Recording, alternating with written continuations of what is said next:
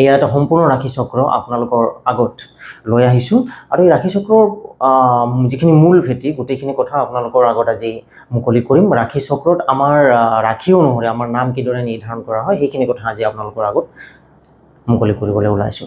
যিসকলে মোৰ আগৰ ভিডিঅ'সমূহ চাই আহিছে তেওঁলোকে জানে যে আমাৰ ৰাশি চক্ৰত মুঠতে 12টা ৰাশি আছে। মেঘৰ পৰা বৃষলৈ ঘড়ীৰ কাটাৰ বিপৰীত দিশত এনেকুৱাকৈ ৰাশিসমূহ গতি কৰে আৰু প্ৰতিটো ৰাশিতে 30 ডিগ্ৰীকৈ সৰ্বমুঠ 360 ডিগ্ৰী। যেহেতু এটা সম্পূৰ্ণ নৱমণ্ডলত 360 ডিগ্ৰী থাকে গতিকে মীন ৰাশিতে শেষ হয়। আৰু এই যিটো বিশেষ বিন্দু আমি জানো যে বহাগ মাহৰ যেতিয়া আৰম্ভণি হয় আমাৰ অসমীয়া যিটো বহাগ মাহ আছে এইটো সৌৰ বহাগ মাহ হয় আচলতে। তো এই সূৰ্য যেতিয়া অশ্বিনী নক্ষত্ৰত প্ৰৱেশ কৰে, নক্ষত্ৰসমূহৰ কাৰণে মই আৰু এটা বেলেগ এটা ভিডিঅ' আছে আপোনালোকে সেয়া চাব পাৰে নক্ষত্ৰ পৰিচয়ৰ কাৰণে। গতিকে সূৰ্য যেতিয়া অশ্বিনী নক্ষত্ৰত প্ৰৱেশ কৰে তেতিয়া মেঘ ৰাশিৰ আৰম্ভণি হোৱা বুলি কোৱা হয়। কিন্তু মেঘ ৰাশি প্ৰথম ৰাশি হয় এইটো মেঘ, তাৰপিছত বৃষ, তাৰপিছত মিথুন, তাৰপিছত কৰ্কট, তাৰপিছত সিংহ, তাৰপিছত কন্যা ৰাশি, তাৰপিছত তুলা ৰাশি, তাৰপিছত আহিব বৃশ্চিক ৰাশি, তাৰপিছত ধনু ৰাশি, তাৰপিছত মকৰ ৰাশি, তাৰপিছত কুম্ভ ৰাশি, তাৰপিছত মীন ৰাশি। আৰু প্ৰতিটো ৰাশিতে 30 ডিগ্ৰীকৈ এনেকুৱাকৈ সৰ্বমুঠ 360 ডিগ্ৰী থাকে। এতিয়া আপোনালোকক চমুকৈ মই আৰু এটা কথা কৈ থৈ যে প্ৰতিটো ৰাশিৰে এটা অধিপতি গ্ৰহ এটা থাকে। আমি জানো যে 9টা গ্ৰহ থাকে। কি কি 9টা গ্ৰহ থাকে? ৰবি, চন্দ্ৰ, মংগল, বুধ, বৃহস্পতি, শুক্ৰ, শনি আৰু ৰাহু কেতু।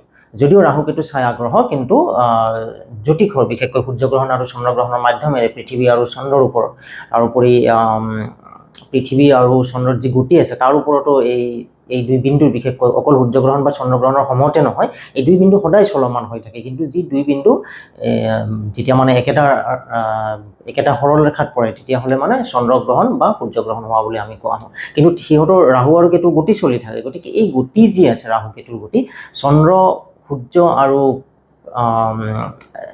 পৃথিৱীৰ সাপেক্ষে যথেষ্টখিনি প্ৰভাৱশালী হয়। গতিকে সেইকাৰণে ৰাহু কেতুক গ্ৰহৰ মৰ্যাদা দিয়া হৈছে। যি কি নহওক বাৰু এই 9টা গ্ৰহৰ ভিতৰত কোন কোন ৰাশি মানে আমাৰ ৰাহু কেতুক ইয়াতে ধৰা হোৱা নাই বাৰু অধিপতি। ৰবি আৰু চন্দ্ৰক এটাকৈ ৰাশি দিয়া হৈছে। ৰবি আৰু চন্দ্ৰক কিয় এটাকৈ ৰাশি দিয়া হৈছে? ৰবিক কোৱা হৈছে জ্যোতিষত, বৈদিক জ্যোতিষত ৰবিক কোৱা হৈছে পিতৃ বুলি আৰু চন্দ্ৰক কোৱা হৈছে মাতৃ বুলি। যিহেতু পিতৃ আৰু মাতৃ অকল এজনহে থাকিব, পিতৃ অকল এজন, মাতৃ অকল এজনীহে থাকিব। সেইকাৰণে ৰবিৰ ঘৰ এটা আৰু চন্দ্ৰৰ ঘৰ অকল এটা হয়। আৰু বাকী যি 5টা গ্ৰহ আছে এই 5টা গ্ৰহক 5টা সম্পূৰ্ণ গ্ৰহ, ৰাহু কেতু ছায়া গ্ৰহক বাদ দিয়া হৈছে। এই ক্ষেত্ৰত 5টা সম্পূৰ্ণ গ্ৰহক প্ৰতিটো গ্ৰহকে 2টাকৈ ঘৰ দিয়া হৈছে। যি কি নহওক বাৰু আপোনালোকে ভালদৰে মন কৰিব। মই আকৌ এবাৰ কৈ থৈ গৈছোঁ যে মেঘ ৰাশিৰ অধিপতি আপোনালোকে মন কৰিব ওপৰত মই ৰাশিটো লিখিছোঁ আৰু তলত অধিপতি গ্ৰহটো লিখিছোঁ। এই গোটেই চক্ৰটোতে এনেকুৱাকৈ আছে। গতিকে আপোনালোকে নিজৰ নিজৰ ৰাশিটো চাব আৰু ৰাশিৰ অধিপতি গ্ৰহ কি তেতিয়াহ'লে গম পাবলৈ সক্ষম হ'ব। যি কি নহওক আমি প্ৰথম ৰাশিলৈ আহিছোঁ। প্ৰথম ৰাশি হৈছে মেঘ ৰাশি। মেঘ ৰাশিৰ অধিপতি গ্ৰহ হৈছে মংগল। প্ৰথমতে ৰাশি থাকিব, তাৰপিছত থাকিব অধিপতি গ্ৰহটো থাকিব। আৰু তৃতীয়তে কি লিখিছোঁ মই সেয়া অলপ পিছত কৈ আছোঁ বাৰু। প্ৰথমতে ৰাশি হ'ল মেঘ আৰু অধিপতি গ্ৰহ হৈছে মংগল। বৃষ ৰাশিৰ অধিপতি হৈছে শুক্ৰ গ্ৰহ। মিথুন ৰাশিৰ অধিপতি হৈছে বুধ গ্ৰহ। কৰ্কট ৰাশিৰ অধিপতি হৈছে চন্দ্ৰ গ্ৰহ। সিংহ ৰাশিৰ অধিপতি হৈছে ৰবি গ্ৰহ। কন্যা ৰাশিৰ অধিপতি হৈছে বুধ গ্ৰহ। তুলা ৰাশিৰ অধিপতি হৈছে শুক্ৰ গ্ৰহ। বৃশ্চিক ৰাশিৰ অধিপতি হৈছে মংগল গ্ৰহ। ধনু ৰাশিৰ অধিপতি হৈছে বৃহস্পতি গ্ৰহ। মকৰ ৰাশিৰ অধিপতি হৈছে শনি গ্ৰহ। কুম্ভ ৰাশিৰ অধিপতি হৈছে শনি গ্ৰহ। মীন ৰাশিৰ অধিপতি হৈছে বৃহস্পতি গ্ৰহ। গতিকে এইদৰে 12টা ৰাশিৰ 12টা অধিপতি আছে। এতিয়া কথাটো হ'ল আমাৰ ৰাশিসমূহৰ অনুসৰি আমাৰ নামৰ যিহেতু প্ৰথম আখৰ হয় আপোনালোকে জানে বহুতে আমাৰ কুস্তি চাই পেলাই যিটো আমাৰ ভাৰতীয় সভ্যতাৰ মানে আমাৰ জন্ম হোৱাৰ প্ৰথম কামটোৱে হ'ল মানে সেইটো বুলি কোৱা হয় যে প্ৰথম সংস্কাৰ যিটো হয় সেয়া হ'ল যে নামাকৰণ সংস্কাৰ।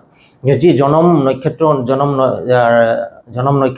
বা জনম ৰাশি অনুসৰি নামটো ৰখা হয়। আমাৰ ইয়াত সাধাৰণতে যিটো অসম আৰু বংগত ৰাশি অনুসৰি সাধাৰণতে নামটো ৰখা হয়। যি কি নহওক বাৰু মই ৰাশি অনুসৰি নামৰ প্ৰথম আখৰসমূহ কৈ গৈছোঁ। আপোনালোকে হয়তো জানে যে নিজৰ নিজৰ নাম অনুসৰি ৰাশি হয় আৰু কিছুমানৰ অৱশ্যে কুস্তিৰ নামটো বেলেগ থাকে, তাৰপিছত চাৰ্টিফিকেটৰ নামটো বেলেগ আহি যায়, সেই ক্ষেত্ৰত বেলেগ। কিন্তু আপোনালোকে যেতিয়া ৰাশি বিচাৰ কৰিব এইখিনিতে মই কৈ থৈ দিছোঁ যে আপোনালোকে যেতিয়া জনম কুণ্ডলী বিচাৰ কৰিব তেতিয়া আপোনালোকৰ জনমৰ সময়ত কি ৰাশি আছিল সেই লৈহে বিচাৰ কৰিব। আৰু চাৰ্টিফিকেটত যিটো নাম আছে সেয়া নিউমাৰলজি অনুসৰিহে বিচাৰ কৰিব।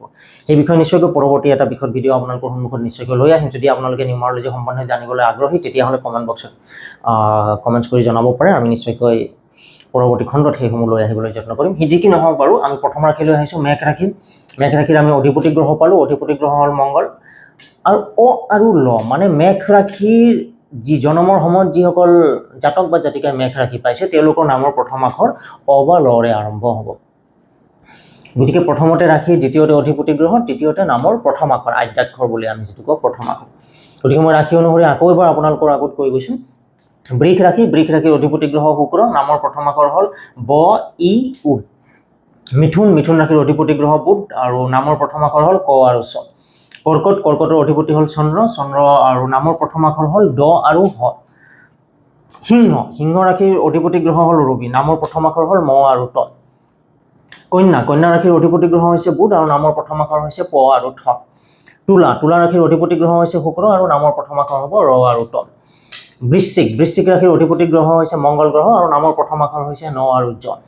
ধনু, ধনু ৰাশিৰ অধিপতি হৈছে বৃহস্পতি গ্ৰহ, নামৰ প্ৰথম আখৰ হৈছে ধ ভ ফ। মকৰ, মকৰ ৰাশিৰ অধিপতি গ্ৰহ হৈছে শনি আৰু নামৰ প্ৰথম আখৰ হৈছে খ আৰু জ। মনত ৰাখিব দেই, কিন্তু বৃশ্চিক ৰাশিতে জ আছে, এই জটো কিন্তু বেলেগ। জোৱাৰ যিটো জ হয়, তালৈ যা বা জোৱাৰ যিটো জ হয় এইটো জ।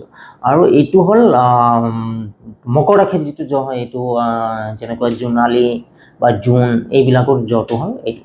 যি কি নহওক বাৰু, কুম্ভ ৰাশিৰ অধিপতি হৈছে শনি গ্ৰহ, কুম্ভ ৰাশিৰ নামৰ প্ৰথম আখৰ হৈছে গ আৰু স।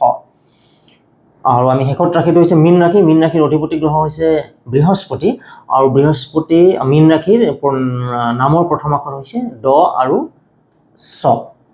গতিকে আমি আমাৰ ৰাশি অনুসৰি নামবিলাকৰ প্ৰথম আখৰটো আমি গম পালোঁ। আমাৰ ৰাশি অনুসৰি আমাৰ গ্ৰহ অধিপতি গ্ৰহ কোন হয়। ছাপ'জ ধৰি ল'লোঁ আপোনাৰ নাম হৈছে কমল। আপোনাৰ ৰাশিৰ ধৰি লৈছোঁ যে আপোনাৰ পুষ্টিত নাম আপোনাৰ কমলে আছে, আচল নাম আপোনাৰ কমল আছে। গতিকে কমল হোৱাৰ লগে লগে আমাৰ ৰাশি কোন হ'ব? ৰাশি হ'ব মিথুন ৰাশি, কাৰণ নামৰ প্ৰথম আখৰ হৈছে কম। আৰু অধিপতি গ্ৰহ কোন হ'ব? বুধ। অৰ্থাৎ আপোনাক বেছিকেলি কোনে ৰুল কৰি আছে? বুধে ৰুল কৰি থাকিব। আপোনাৰ ৰাশিৰ অধিপতি গ্ৰহ হৈছে বুধ। সেইদৰে যদি কাৰোবাৰ নাম যদি আমি দেখিছোঁ যে তন্ময়, তন্ময় হোৱাৰ লগে লগে আমি কি দেখিলোঁ যে তুলা ৰাশি হ'ব। গতিকে তেওঁৰ অধিপতি গ্ৰহ কোন হ'ব? শুক্ৰ। গতিকে তেওঁৰ ৰাশিৰ অধিপতি গ্ৰহ হ'ব শুক্ৰ। এইদৰে যদি জ যেনেকুৱা জোনালী, জোনালীৰ নামৰ ব্যক্তিসকলৰ তেওঁলোকৰ মকৰ ৰাশিটো হ'ব আৰু অধিপতি গ্ৰহ হ'ব শনি। গতিকে তেওঁলোকৰ ওপৰত শনিৰ প্ৰভাৱ থাকিব, ৰাশিৰ অধিপতি গ্ৰহ যিহেতু শনি। আৰু এই ৰাশিৰ অধিপতি গ্ৰহই কিদৰে প্ৰভাৱ পেলায় সেই সম্পৰ্কে এক বিস্তৃত মই ভিডিঅ' আপোনালোকৰ সন্মুখত পৰৱৰ্তী পৰ্যায়লৈ আনিম। আৰু আজিৰ এই ভিডিঅ'টো চাই পেলাই আপোনালোকে কেনেকুৱা পালে জনাব। মই ছুটি ভিডিঅ' আপোনালোকৰ সন্মুখলৈ আনি আছোঁ, যাতে আপোনালোকৰ বিভিন্ন সময়ত চাব পাৰে। বহুত দীঘলীয়া ভিডিঅ' হ'লে আপোনালোকে কেতিয়াবা অসুবিধা পায় আৰু নতুন নতুন বিষয়বস্তু লৈ সৰু এটা বিষয়বস্তু লৈ আনি থাকিম। প্ৰতিটো ভিডিঅ' আপোনালোকে চাব আৰু যদি আপোনালোকে নতুন বিষয়বস্তুসমূহ কি জানিব বিচাৰে সেই বিষয়ে আপোনালোকে কমেণ্ট বক্সত মতামত কৰি জনাব। আপোনালোকৰ দিনটো শুভ হওক, মংগলময় হওক, তাৰেই কামনাৰে এতিয়া সামৰিছোঁ। ধন্যবাদ।